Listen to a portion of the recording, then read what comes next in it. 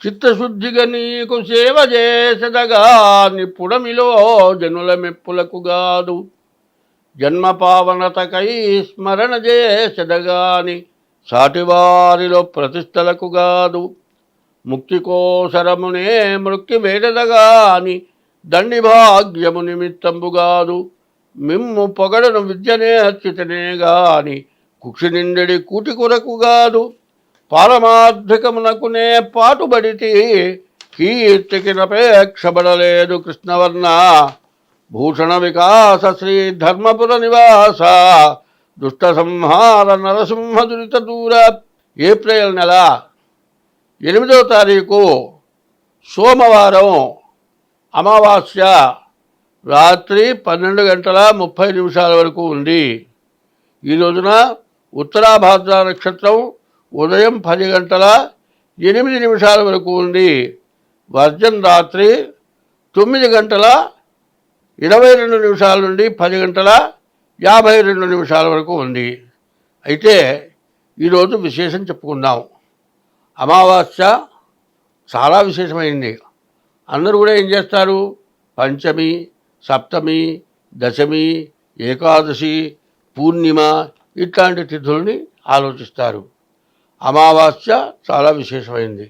ఎందుకంటే ఈ అమావాస్య మరి 8వ తారీఖు పాల్గొన మాసం చివరి రోజు అమావాస్య. ఈ అమావాస్య అంటే శోభకృతనామ సంవత్సరం చివరి రోజు ఇది అమావాస్య. ఈ అమావాస్య రోజున పితృదేవతలను పూజించాలి. ప్రతివాడు కూడా అమావాస్య రోజున పితృతర్పణం చేయాలి. తర్వాత మనం ఏం చేస్తున్నాము? శోభకృత నామ సంవత్సరానికి ఇవాళ వీడుకోల్పోయి చెబుతున్నాం. ఇవాటితో నీ పని అయిపోయింది, వెళ్ళిపోమని అంటున్నాము. అమావాస్యతో ఏమవుతోంది? శోభకృత నామ సంవత్సరం వెళ్ళిపోతోంది. ఈ రోజున మనం చేయవలసిన పని ఏమిటి?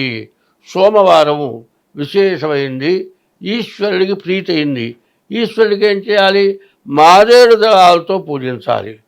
మరి సంవత్సరాది పండుగ ఎంత విశేషమైందో శోభకృత నామ సంవత్సర చివరి రోజు అమావాస్య చాలా విశేషమైనటువంటి రోజు.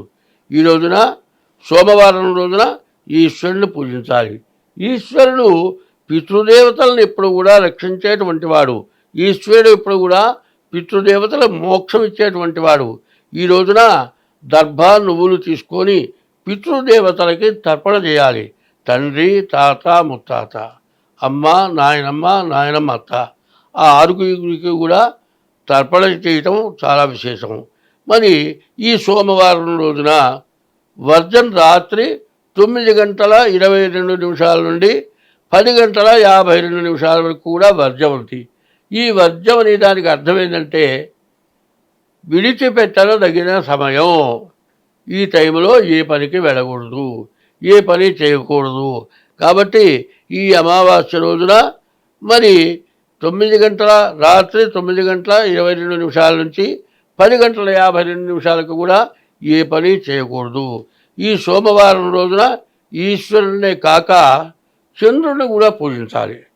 చంద్రశేఖరుడు పరమేశ్వరుడు చంద్రుడిని శిరస్సును పెట్టుకున్నట్ట.